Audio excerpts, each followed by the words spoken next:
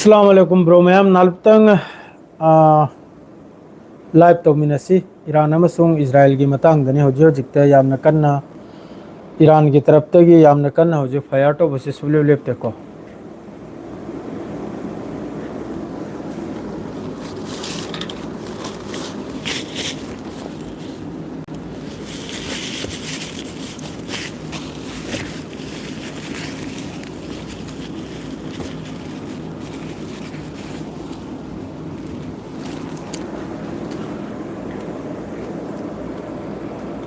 होजि होजिकता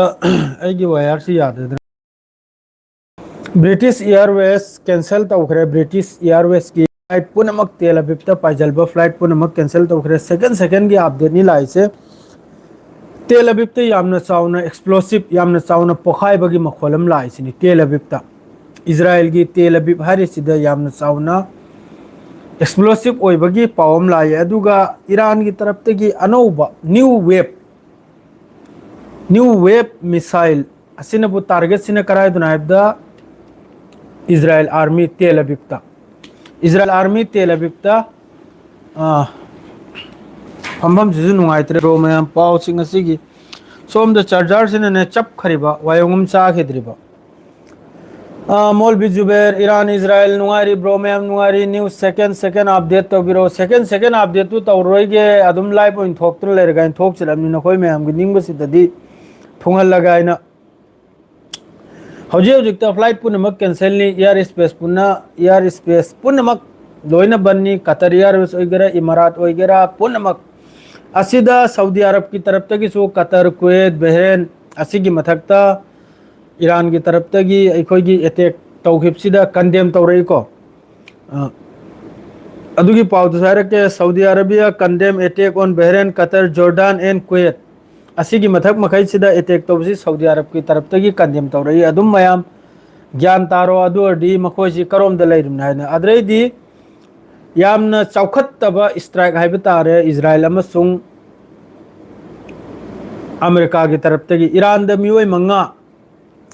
Iran की school the नुपी की school the strike तौबगी वानी अल जजीरा की रिपोर्ट नि मियोय मंगा 5 killed in Israel attack on elementary school in Iran da hojiki kanam torombaduda strike tobudra Iran amasung Israel amasung America ki taraf tagi strike tobudra mioi manga shahid oibagi pauni aduga logeda hojik mathang are isini Saudi Arab ki taraf tagi condemn tawrai Bahrain Qatar Jordan Kuwait madredi sida Jordan ki taraf tagi su pawma makoina ballistic missile ani intercept tobagi wani ko अदो अडे अदुम Anglo Iran की माइकई दे लेबसे हजु फाव Bahrain की तरफ तगी statement हम पिरक तरी मादुगा Qatar की तरफ तगी सु पिरक तरी मादुगा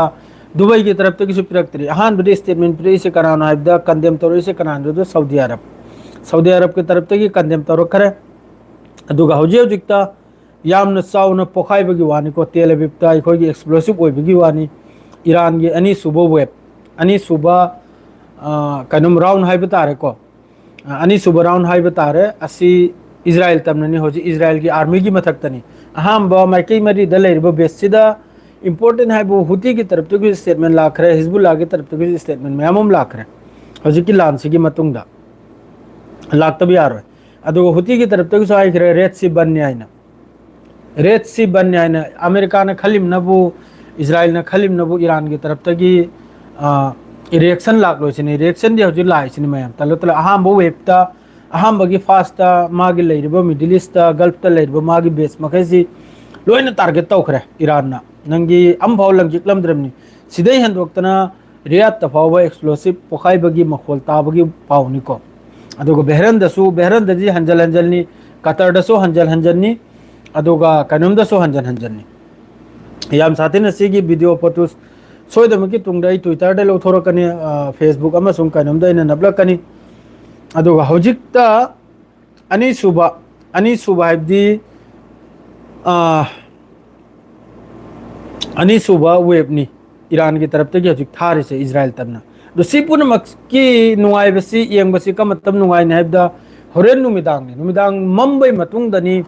ईरान की तरफ तगी कायम थोमजल ग्रिमनो ईरान की तरफ ते क्या कापचल ग्रिम नबदा उ फंगन हजिक मम द्रिमनिना कतर की तरफ तक जो कंडेम तौर खरे कन ईरान की मिसाइल अटैक से नोक सुनुंग लई है कतर की तरफ तक सी मवांगै दगी ओइनाइना लैरमनि मयाम मवांगै दगी सोइदमकि ईरान की तरफ तगी ओइदरमनाइन लैरमनि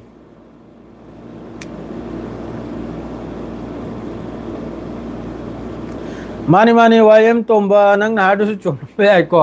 मपानदा सागी मपा मखै माद्रेदी मोहगी मचिमनाव मोय हराव हलबे दमक्ता कतर की तरफ तक सु कंडेम तौरबे मोहयसु तानथोकपा ngamdadna लैरिमनि सेंगना हाइबदा सिदा मिडिल ईस्टता हजिकी गल्फ कंट्री मखै सिदा लैरिबा अमेरिका की बेस मखै से थोक हाइबा ngamdadna लैरिमनाबा चपी खरो नखोय सिदगी चपी खरो थादोकना हाइबदो अदु ngamdadna लैरिमनि अदु ममांगता ईरान की स्ट्राइक सिबुदी हजिक सहिद पुदी याम साथिना ईरान की सु ओइगदरमनि करिगा हाइबदी हजिक अहामबगी अनी सुबर राउंड अमेरिका की इजराइल की तरफ तगी ईरान दा हंजल हंजल स्ट्राइक तौरमेदो सेकेंड हम खतंग आइको ब्रो मया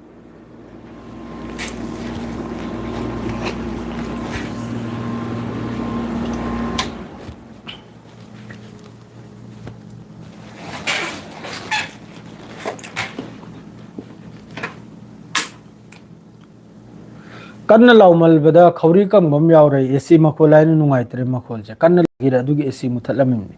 खंगिरनि ब्रह्म वारो भी यादे तो पाउ सी एमु 42 second 2 minute 4 minute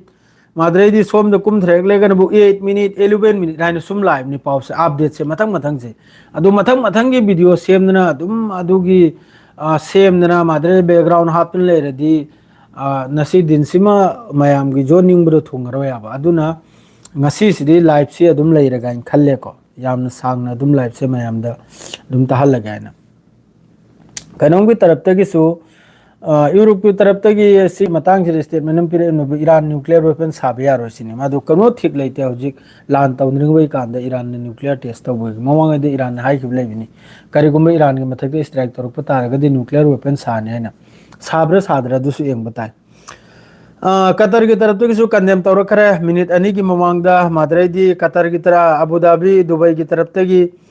media office की तरफ तगी हर सिनबु लैरिबा मियोय पुनमक थबुक सूरिबा मियोय पुनमक रेसिडेंस पुनमक सेफ्टी द लैयुसिनी सिटीजन सु मादरेदी अपादे लाक्तना थबुक सूरिबा पुनमक सु हजिक ईरान की अटैक से फॉलो तौरेगा फॉलो आइबदी ईरान की तरफ तगी अटैक तौरेबी ईरान की तरफ तगी स्ट्राइक तौरे से असी मखैसी येंगलेगा नसा नसा की सेफ्टी दा अदुगा आइना हाइनिंगबदी अखोगी मिडिल ईस्ट लैरिबा इसना पुनमक मादरेदी मैते वगैरह पंगल वगैरह अते ते जो अखोई लोन चिने लोन ताव मखैदो सेफ्टी मफम द लैबु ईरान की तरफ ते यामना साउन साउन स्ट्राइक लाखनी मथंग मथंग से मयाम खंगबिउ ईरान की तरफ तगी हंदक ईरान की ममांग की स्टेटमेंट मखैदु मयाम खंगिस दुनी ईरान हाइजम लै तेल अवीव इजराइल से नक्सादगी मुथत कदर नाइना अदुगा जो तो लैरिबा मिडिल ईस्ट मादरे गल्फ त लैरिबा अमेरिका की बेस पुनमक लोइना डिस्ट्रॉय तौनान में ईरान न ममांग इदर हाइदोखरमनि अदुना सेदा थबुक सूरिबा मियोय पुनमक यामना सेफ्टी दा सऊदी अरब ओइगरा कतर ओइगरा बहरन ओइगरा इराक ओइगरा यामना लै अखोगी पांगल मसा मैते मिसासु याम सादिन लै खंगदबै वातनी को मैते मिसासु याम लै पांगल मिसासु याम लै अदुना नसा नसा की सेफ्टी दा करिगदि लांसी यामना चावना हौजिक्ति ईरान की तरफ तगिता स्ट्राइक से हो रही नालप मतुंगदा मगरिब यौखिबदा हुती सु एक्टिव ओइखिदोरमनि हिजबुल्लाह सु हौखिदोरमनि माद्रे इराक तगि सु हौरकदोरमनि माइकै मेरी दगी सीरिया फत्ते फत्ते हाइबे सीरिया दो मागी एयर स्पेस पूरा बंद तौखरे एयर स्पेस सीजन भी यारो हाइखरे सीरिया की तरफ तगी अदुम तौदना मथंग मथंग जिस तरह हौजिक अमेरिका एंग मखोई की मचिन थीबिसि एंग आबने ब्रो मयामने हौजिक मंगा मरी सुबा न्यूक्लियर डील तौनी आइन लैरिमनि मरी सुबा वारी सानगना अदुगी मनुंग सिदा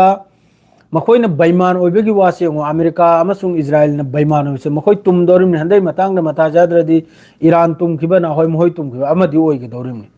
सुसोय सोइद्रमनि रशिया की फुल सपोर्ट नि चाइना की फुल सपोर्ट नि ईरान द मोंग मोंग की खुचो खुलाई नि होजि अदु पुनमक्तु नुमदांग योबदा हयंग अयु योबदा कनाना कयाम नुकसान होय कनाना कयाम कनमोय हाइबदो ओ फंगनी दुई नंबर दा इजराइल की मियोय पुनमक हौजिक लेबाक मनुंग दनि इजराइल की सेटलर वगैरह यहूदी वगैरह इजराइल की मिचम वगैरह जो वगैरह लोइना हौजिक बंकर मनुंग दनि ए टू जेड अदुगी फोटो सु लाइनि अल जजीरा दा लोइना हुईदगी होना लोइना बंकर मनुंग दनि खुद हनब्रो ईरान ब्रो अमता हायरकु प्लीज ए खुद हलबदुन नत्र दो हौजिक ईरान की तरफ तगी मोंग मोंग की ईरान की तरफ तगी अनी सुबह कनुम थाखरे सिनी अदुगा तेल अबीब ते एक्सप्लोसिव होखरे तेल अबीब ते पोखाई होखरे Iran new wave of Iranian missile target Israel army की मथक तने हंदे की टारगेट से अदुगी मतुंगदा 15 मिनट 3 मिनट की मतुंगदा पावम को लाखरे एक्सप्लोशन इन तेल अबीब ता हमका रिपोर्ट नि मासे तेल अबीब ता अखोगी पोखाई बगी एक्सप्लोसिव ओय बगी पावदु लाखराबा अंदरेदी होजे हमका अपडेट हमको लाइको अपडेट असिन बो करेनो असुम तो मथंग मथंग अपडेट सिन लाख पसिन ने खर तलो तलो आधा घंटा 1 घंटा द पाव से संगते लाख पता रगदी पावदु पीब नुंगाइगनी बा सिदी यामन थोराबा सोमदन बो हमका हर्षन बो एयरजेसी की तरफ तगी ईरान की मिलिट्री ऑपरेशन से कंटिन्यू होइगनी असिनी हौजी हारिसे मिडिल ईस्ट दा माद्रेदी इजराइल दा असिदा ईरान की तरफ तगी मिसाइल कापा अमसुंग ड्रोन अटैक तोबो सुबले लेबले सिनी हौजी हौजी तलाइसे पावमा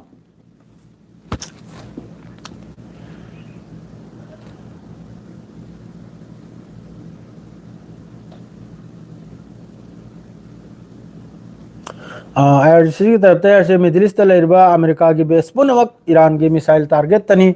अदुगा मखा ताबा टारगेट सु अमक्का मखा ताबा अटैक सु लाखनी सिनी आईआरजीसी की तरफ तगी स्टेटमेंट नि को हौजी की ईरान की आईआरजीसी की तरफ तगी माद्रेदी सोमनबु डोनाल्ड ट्रम्प की तरफ तगी सु हाइदो करे माद्रे नेतन्याहू की तरफ तगी सु हाइदो करे हौजी वार पूरा डिक्लेयर ने पूरा ईरान की तरफ तगी कंटिन्यू निसी Iran Islamic revolution guard crops IRGC की तरफ तगी all Israel and US military target in the Middle East असिनी हौजी ईरान की तरफ पर से मखा ताऊ करी अब्दुल्ला पुनो मखा ताबदे हौजी फौजी अब्दुल्ला तरे अदु अतोप वारी सु खरम सा होगे अदु सोमदन बु वारी सासनब साबा मतम पीबा मतम पीने पीने मनुंग दलो जलबा हौजिकती आई वाखलदा हौजी फावबुदी ईरान की तरफ तगी मिडिल ईस्ट लेरिबा बेस मखैसी द टारगेट निको नुमदांग यौदा आई वाखलदा मखोगी हौजिकी फोर्ट आइना माद्रे अब्राहम लिंकन क्राइना मखोगी हौजी लाइबा डिस्ट्रॉयर ओइगरा अमो ओइगरा अदुई मथक सोइना मकी ईरान की तरफ तगी टारगेट ओरे कनाइने खल्ली नुमदांग यौबदा करेबदी मखोइसो अंडरग्राउंड टनल दगी लौथोएगा मिसाइल मखैदु थमलेगा अदुई मतुंग द काबले निदना अदु सिदा नुंगाइता बाइबो मखोइना सागी स्कूल अमदा स्ट्राइक तौरुबा तेहरान दा सिदा मियोय मंगा म शहीद ओइबा अदुम तौदना तेहरान दसु याम साथीने मयाम सिमदी खंगजलुको bro मयाम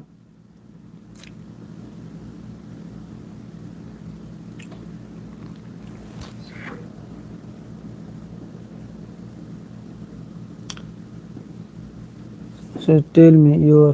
pet or karino nang irsi meaning thok tre bro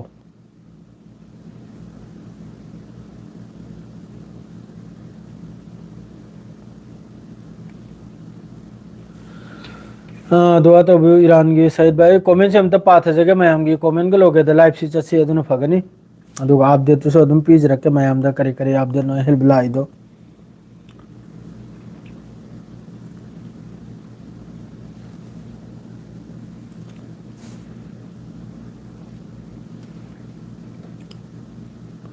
अमक्का पावम लाखरे Iran की तरफ तक ईरान की न्यूज़ एजेंसी की तरफ तक ने हौजिक जंजन हारिबा नॉर्थ वेस्ट ईरान से यामना चावना एक्सप्लोसिव ओइबगी वानी इजराइल की तरफ तक अमेरिका की तरफ तक ईरान के मनुंग स्ट्राइक तो लेपते Iran IRNA news agency is reporting an explosion in Zanjan north west Iran यामना चावना एक्सप्लोसिव ओइबगी वानी ईरान मनुंग दसु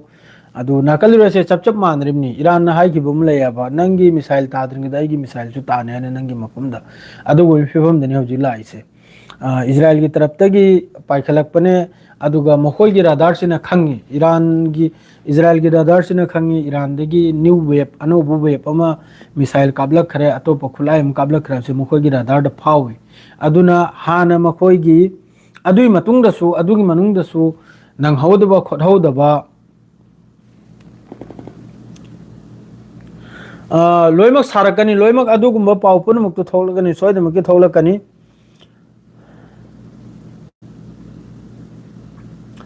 नेतन्याहू की स्टेटमेंट हम सोजु लाए मा बंकर मनुंग दे लो लेगनी स्टेटमेंट से मान हर ईरान की रिजिम से चेंज तो याम जरूरी सिनेमा दो तौरो यंगसी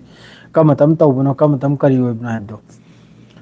मागी तरफ तो अदुम हारमने अदुम अखोय की मचिन थीबसे हौजिक वारी 4 राउंड वारी सानने लेरमलेगा हौजिक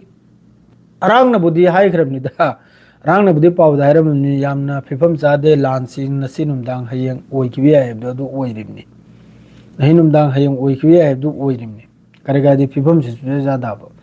अमेरिका अमसुंग इजराइल की फिफम से ज्यादा बंकर ईरान एवं हौजी ईरान की तरफ तक बस मिसाइल अमसुंग ड्रोन खक्तने हौजी ब्रो अटैक तौरिसे ईरान की तरफ तक ना जेट फाइटर सीजनब्रा ना करी सीजन नो करीमता असिगी मतंग दा करीमता हौजी फव पाव लाक्तरी ईरान की मथक्ता अमेरिका ने स्ट्राइक तौरगा ईरान की स्कूल अमखक्ता मियोय मंगा शहीद ओइबगी पाव सिमिलाई अदुगा तेहरान की मफम खुदिंग मफम खरम याम साथीना इस्पान तुस्पान आइना मखोय की न्यूक्लियर साइट असिने चिंगबदा यामना चाउना इजराइल अमसुंग अमेरिका की जॉइंट अटैक हाइबा तारेको अनिमकना पुल्लेगा अटैक तौरम्बा ईरान मनुंगदा अदुगी मतुंगदा ईरान की तरफ तगी मिडिल ईस्ट लैरिबा अमेरिका की बेस पुनमक्ता अंगी लोइन अमभौली थौद्रमनी असिदे ईरान की तरफ तगी बैलिस्टिक मिसाइल वगैरह ड्रोन वगैरह मसिम मखा लेतमगे अटैक तौकी असिदा अबुधाबी द मियोय मसिबगी पावनी अदुगा हौजिक अनी सुबा राउंड हायरगे को अनी सुबा राउंड ईरान की तरफ तगी इजराइल की आर्मी की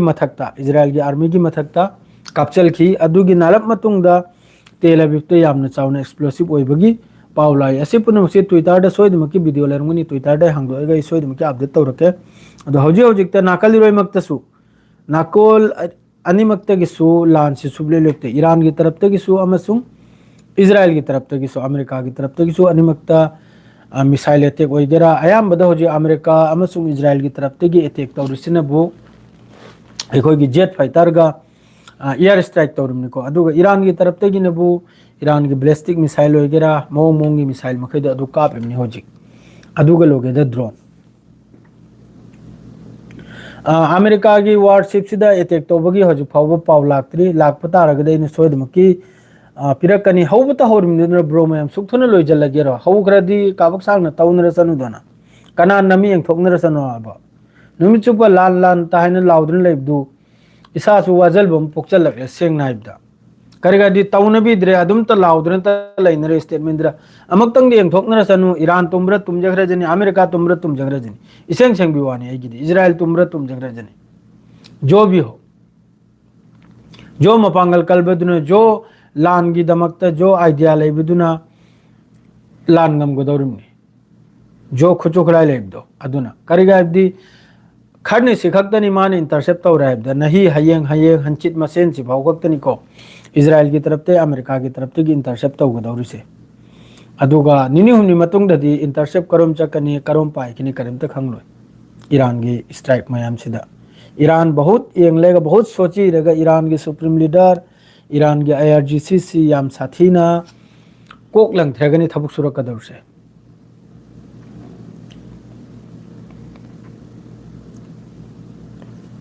इजराइल द हिट ओइबनुबो हाइरेम नत्रो एक्सप्लोशन ओइबगी वानी एक्सप्लोसिव अखोगी पोखाइबगी वानी तेल अविवता मादु हिट ओइद्रगदी पोखाइबगी वीडियो कनुमदु रिपोर्ट तु लाक्लोयबा अल जजीरादा यामना चावना एक्सप्लोसिव ओइबगी वानी तेल अविवता सी अनी सुबनी अयुक की पाव मखैदो अयुक की ट्विटर अमा मया ओन द सेटर इब पाव मखैदो इजराइल द हिट ओइरे अदु करिमता ओइदे सेंगना अदु हानगी 2025 की वीडियो नि ब्रो अखोगी व्हाट्सएप ग्रुप तकरा मयामना थाजलेदो अदु 2025 किनी हौजिक्तनी ईरान की तरफ तगी इजराइल दा अहमबा वेब थारसे अहमबगी राउंड सिदनबु मिडिल ईस्ट लैरिबा अमेरिका की बेस पुनमक्ता टारगेट तौखरे अनी सुबदा हौजिक थारिमनी तेल अविव की इजराइल आर्मी की मथक्ता ईरान की तरफ तगी जो भी हो ब्रो मैम अदुम नाम लेरेगा लाइव से थोकचरके लाइव से नुंगाइरे करेगादी वीडियो सेमनदना वीडियो नमनदना अदुने हेन वारसु मक्ता संबतना मयामदा तहलंबसे सिनी हेन फरे आई वखलदा अदुनी ब्रो मैम करेगादी खौरिसु कंगी वासुवाई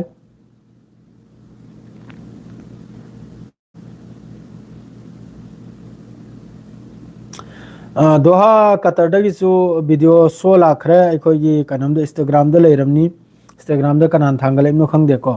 अखोगी मैखु थोकपगी पोखाइरेगा मैखु थोकपदो अदुम सु लाखरे अदरेदी कुवैत की तरफ तगिसु ईरान की अटैक से कंडेम तौरइको कुवैत की तरफ तगिसु कंडेम तौखलेइमनी ईरान की हजिकी international law air space violation तौबा माद्रेदी इंटरनेशनल लॉ की मतंग दा हाइजरे इमनी कुवैत की तरफ तगिसु कंडेम तौरइमनी ईरान ना अटैक तौरकपसे अदु सोमददी कुवैत की काइनोमनी एयर स्पेस ने सीजन खरीदो हजिकी ईरान की मथकते अटैक तौबदुदा जो भी हो मथंग आपदे लापदम का पीज रखे सलाम अलैकुम नालबतंग पाव सिजो आई फजना ज्ञान मिन ताना अमक्ते येंखिगे अमक्ते ताखिगे दुई मतुंगदा मथंगी दम उन रसे ब्रो में सलाम अलैकुम।